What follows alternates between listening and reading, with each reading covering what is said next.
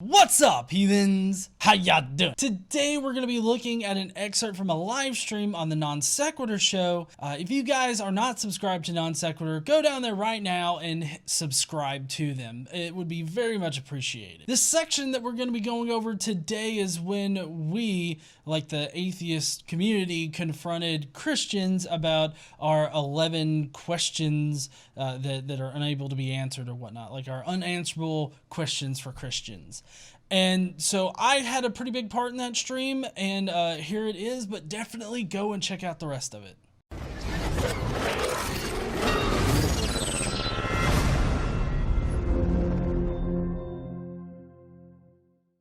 It wasn't it depends God's on whether or not predetermined will. It was God's foreknowledge. There's a big difference. But go ahead. Well, if I can add something. Sure. Okay. Well, in my view, human blood magic is much stronger than animal blood magic. In the Judaic way of atoning for sins and whatnot, you had different animal sacrifices. Like in our Bible reading, we just got to the part where if somebody gets killed and you don't know who the murderer is, then the blame is on the entire nation of Israel. So what you had to do was get a cow, go down by the river, break its neck, and wash your hands over the broken neck cow, and then do some other kinky stuff with the cow's corpse. So my point is, though, is that human sacrifice, like human blood magic, is going to be more powerful than animal blood magic, since they use blood magic in order to wash away the sins of Israel beforehand. They had to have some kind of human sacrifice to take that place and do away with it forever. So, I mean, human blood magic is going to be more powerful than animal blood magic. And that's how I would explain the need for a Messiah. Not to mention the fact that also in the Old Testament, the Septuagint, Torah, and whatnot, you have this Messiah figure that people were interpreting to be coming to be a savior of some kind. So, I mean, they were kind of primed and prepped for somebody to come to make a sacrifice for them. You needed a payment that was also infinite. And the only infinite payment possible is the life of God himself in some real substantive way. So if you're going to use that term, you have to think also this isn't just merely a human. This is a human who also is at the same time God. Well, yeah, but he didn't make a payment. It's basically like I gave you $5 and I turned around and I got it right back. I mean, there's no payment there. I mean, he lived for an eternity beforehand, and then he inconvenienced himself for like 30 years, and now he's still alive up there afterwards. So there's no real, loss here. There's no real sacrifice. There's no real suffering. I mean, he suffered for 24 hours, and then he was raised from the dead. And this is a being that's supposed to be eternal. Like, what if you were to put that to a ratio? You're effectively got a zero, as far as how much suffering he actually went through. If you went by the amount of time that he suffered or whatever he did, I mean, the time that he is been existing is so large that it makes that time of suffering effectively nil. That's how you got to look at it. Okay, so let me get this and he straight. can let everybody go free, and he can give you mercy while satisfying his justice. Okay, let me get this straight real quick. So God sacrificed himself to himself in order to please himself for stuff he did himself. Yes. Well, out of his love for us. You have to add that. But it's Don't all forget his about fault. And we're going to have to stop. Often, creationists will characterize the Big Bang as something magically created from nothing. But then you have creationists who literally believe a supernatural being created the entire universe. Literally something magically from nothing. My question to you is why is the first one irrational but the second one logical? Okay. Who wants to jump in? Yeah, I guess I'll just start real quick. I don't want to take all the time up.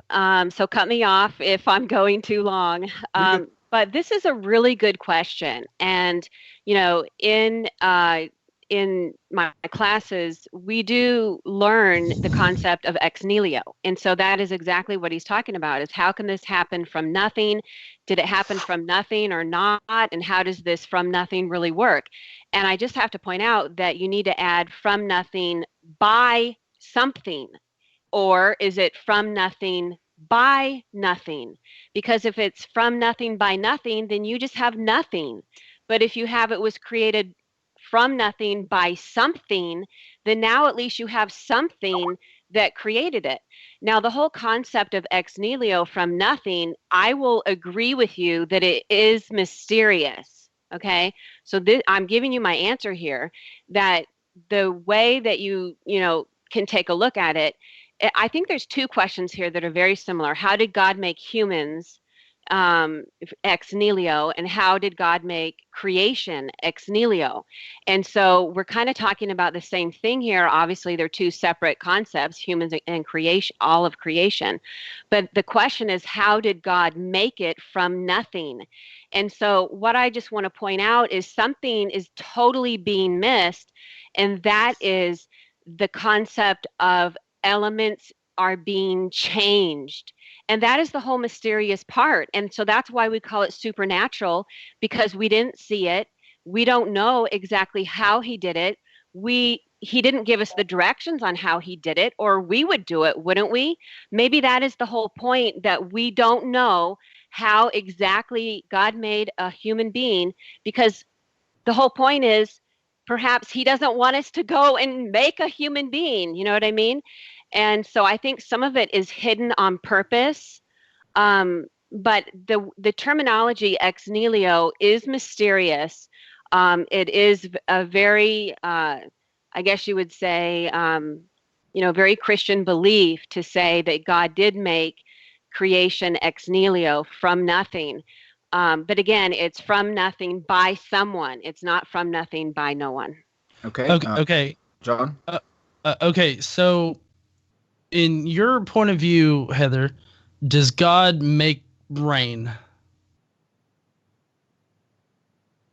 Like, does God actually, like, every day that it rains wherever on the earth, is that like a conscious effort of God? I thought you said brain. Okay, so you're No, so I'm I not thought you said sure. brain too. Like precipitation. Does God make brain? I was like, so so you're talking about literal precipitation? Yes. Okay. First of all, I'll just say I am not a scientist. I am not a biologist. I am not a meteorologist. Okay, so they could probably answer your question a whole lot better than I could. But I will say that there are natural things happening in the universe. We have lightning, you have rain, you pointed out, snow, stuff like that.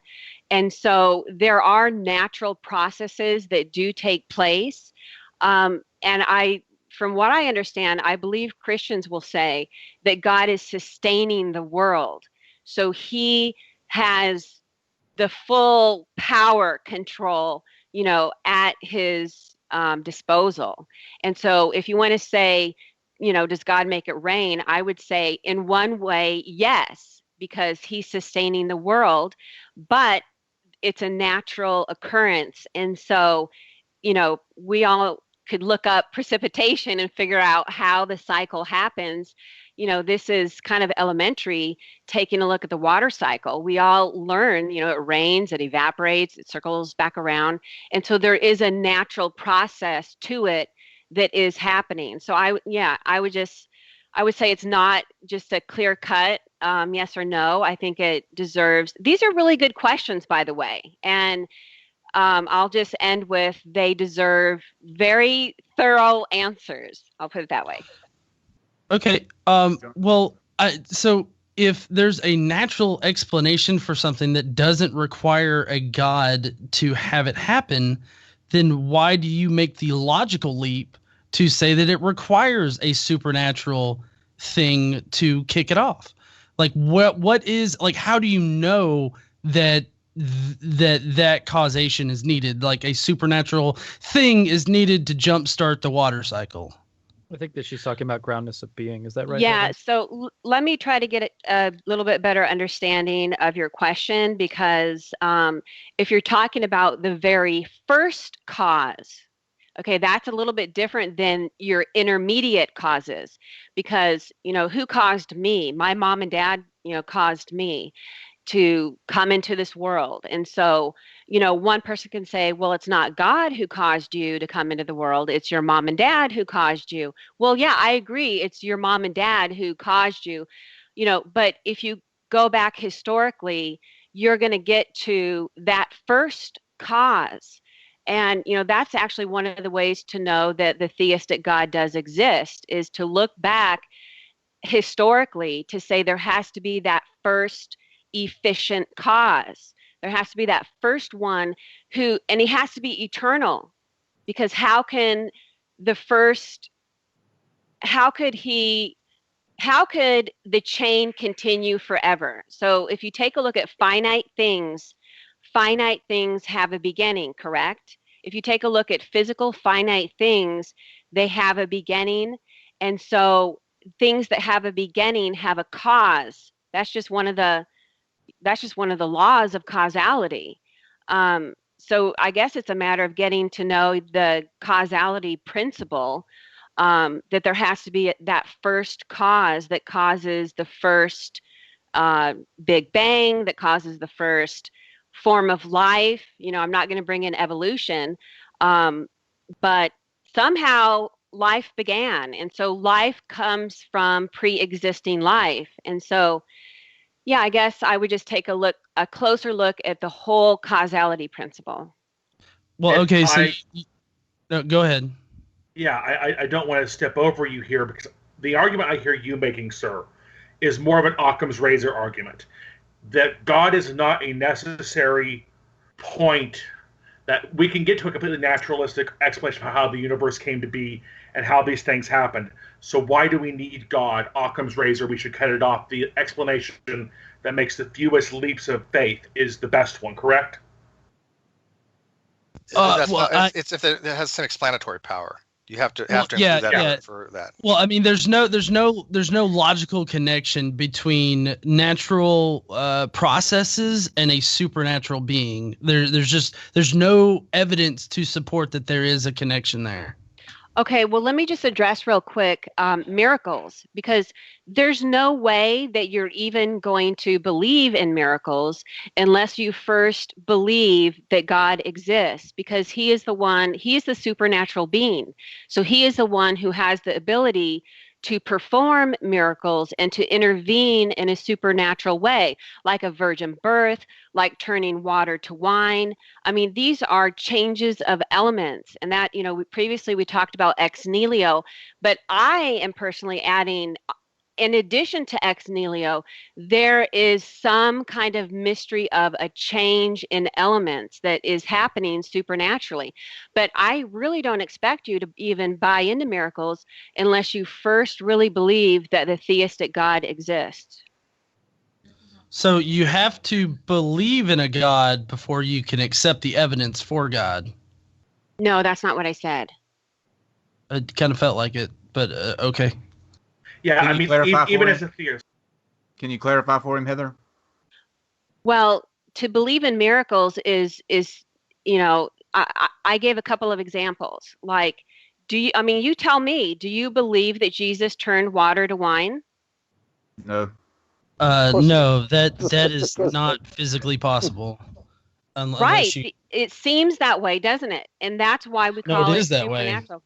Well, I agree that you cannot go and perform scientific, experiments with water and somehow end up with wine. And, I'm not a biologist, but when you have water, let's just consider for a minute, if it does change to wine, what would you call that? A fairy tale. No, if it really did, right?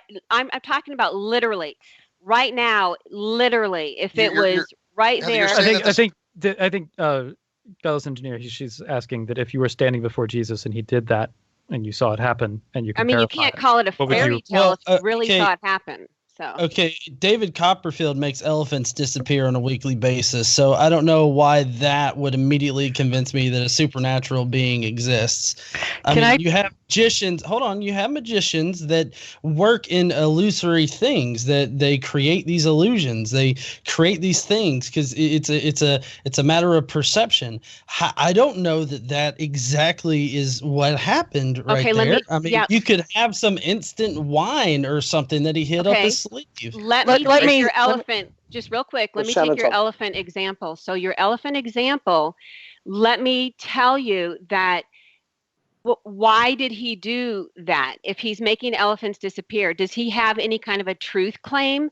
Does he have any kind of a message? Is he claiming that he's a messenger from God?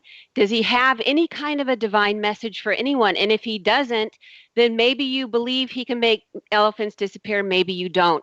But there's a huge difference in Jesus turning water to wine, because he performed that miracle for a reason, because he had the Sermon of the Mount. He had a message. He had a message because he was a messenger from God. And so I would agree with you that some people can deceive and perform illusions. I would totally agree with you on that. But I would say to that, let's take a closer look at that. What are they doing? Who are they? And what is their message? I mean, David Copperfield could claim to be the son of God. It still wouldn't change the fact that he makes an elephant disappear. So you don't care what he claims to be, or if he has any kind of an important message? A guy on the side of the road can claim to be Jesus or the next Messiah or anything like that. That doesn't mean that his claim to the Messiahship is actually true. What I care about are the truth claims. Now, David Copperfield, he can claim whatever he wants to, but my point of fact here is that illusions exist. People can work illusions. So a quote unquote miracle of water to wine right in front of me would not be enough to convince me, because I know that people can do things like make cruise ships and elephants and all these great fantastical things disappear. I mean, they can perform these illusory acts and just using our own limited perception. So I'm just saying that no, any miracle that somebody could perform in front of me, I'm fairly certain that if we really looked into it, studied it, we would come up with a natural explanation for it, because at no point in time in the past has a supernatural explanation superseded a natural explanation. But okay. I think if I can real quick, I think you guys are on two different pages here. I think Heather's asking ontologically, if it was the case he turned water into wine, what would you cause it? You're just assuming naturalism without a falsification criteria for it. She's assuming that it has been falsified. The laws of nature are suspended. What would you call that if that was the case? Is that correct, Heather? Yeah, if it literally happened before your eyes, are you just going to deny it and go, that's not wine, and like drink it even though it tastes like wine? Or are you going to acknowledge, yeah, he really did turn water to wine, and then, what would you call that? I don't think you would call that a fairy tale. My point is there would have to be a change in elements. That is my point. You have H2O, you have water, and then all of a sudden you have wine. And so, you could call that ex nihilo. I would not call that ex nihilo, from nothing. I would call it a change in elements that happened that was not according to the natural law. And so that's why we call it supernatural. I would call it magic and immediately subscribe to Merlin. Let me jump on here on this one too. Well, magic would be a suspension of natural law, would it not? I mean, I don't think his answer is unfair. If that's the suspension of natural law is what magic is, right? But magic is illusion. Well, magic, is more about deception. I'm talking about actual. Let's go back. Let's go back and actually look at the most important claim, the entire claim upon which Christianity was founded, is the resurrection. That's something David Copperfield is not doing. I mean, a lot of these magicians today, they're illusory, sure, but they're not. And maybe they figured out a way to make it by illusion that they could turn water into wine or anything like that. But what we're claiming and what Christianity is claiming is that Jesus rose from the dead. And if that truly happened, you have to know that a God was involved. And to go past that, let's look at the very first early Christians and what they said. So we have James, who was Jesus' brother, who was very skeptical of Jesus. We have Paul, who was busy murdering Christians and endorsing the murders of Christians. And we have Peter, who denied Jesus 3 times. Now, all 3 of these people claim they saw the risen Jesus. They completely changed their lives. For decades, they preached, even though it was illegal. They ended up being stoned and imprisoned and bitten by snakes, and everything else happened to them, but they refused to recant their testimonies. This has been verified extra-biblically in 9 different sources within 150 years, secular sources, and another 33 Christian sources within 150 years. So we have these people who are making this claim, and you have to look at that and say, why would they do that? Okay, so name those sources that confirm these things. Extra biblically? Yes. Okay, so we have Josephus, Tacitus, Pliny the Younger. Oh no! Okay, that's going to be a whole different program right there. If we go into this, I will unmute myself just to say no. Yeah. We can never get away from the In Judea, Jesus was a great man. It's just wrong. 2 minutes, guys. Sorry, but no. Go, Stephanie. Go, Stephanie. Can I fill this up? I think it's important. If I can finish who the sources are, and then you guys, we could do another thing, but we've also got Celsus, Marabar Serapion, Thales, Tony. Who is interrupting me? So Phlegon, I mean, that was the rule, no interrupting in the middle, right? You asked me a question, so I'm just finishing. Those are the extra biblical, those are the secular sources, and we also have, of course, Christian sources, 33 Christian sources, including some in the Bible and some outside of the Bible. Okay, John, explain why that doesn't count, John.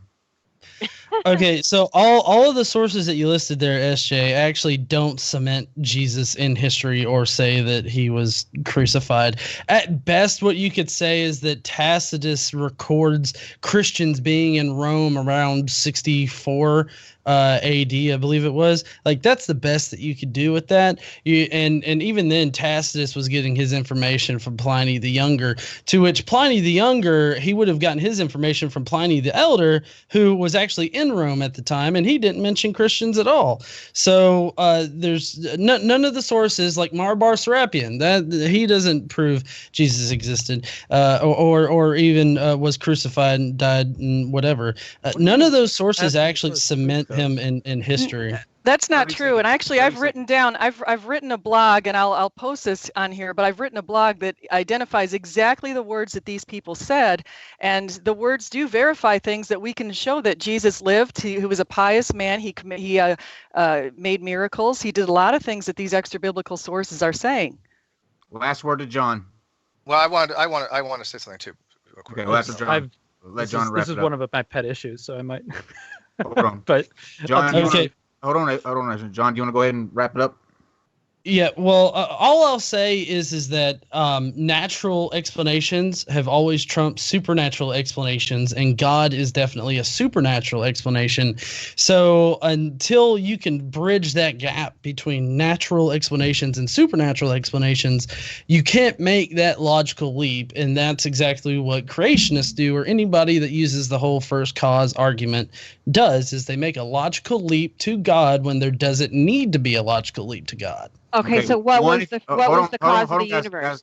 Guys, we got to move on to the next question. I know we gotta keep to the schedule. Okay, 1, if the question was answered. 2, if not. And Steve, go ahead and say what you need to. Yeah, I just want to, because the question really was about something from nothing originally, and I wanted to reiterate to people, if you think it is illogical for something to come from nothing, you really do need to demonstrate that with the reductio, and you need to actually prove that using logic, because as it stands, I don't think there's any logical argument that prevents something from nothing. It's counterintuitive. It goes against common sense, but to say it's illogical is a whole different ballgame, because you actually have to demonstrate that. Yeah, and also I would think that if you posit supernatural, you still need a falsification criteria of what would you expect if there is a falsification, if there is something supernatural. You can't just say by fiat everything we've seen is natural, therefore everything will be always natural. What would you expect if there is something supernatural? You're singing my song, Steve. Thank you, heathens, for making it to the end. If you haven't gone down below and left a comment with any thought that you had during this particular video, please go do that now. And while you're down there, be sure to smash that like button and subscribe if you like this kind of content. I'll see you heathens later, and don't forget to stand up and use your voice.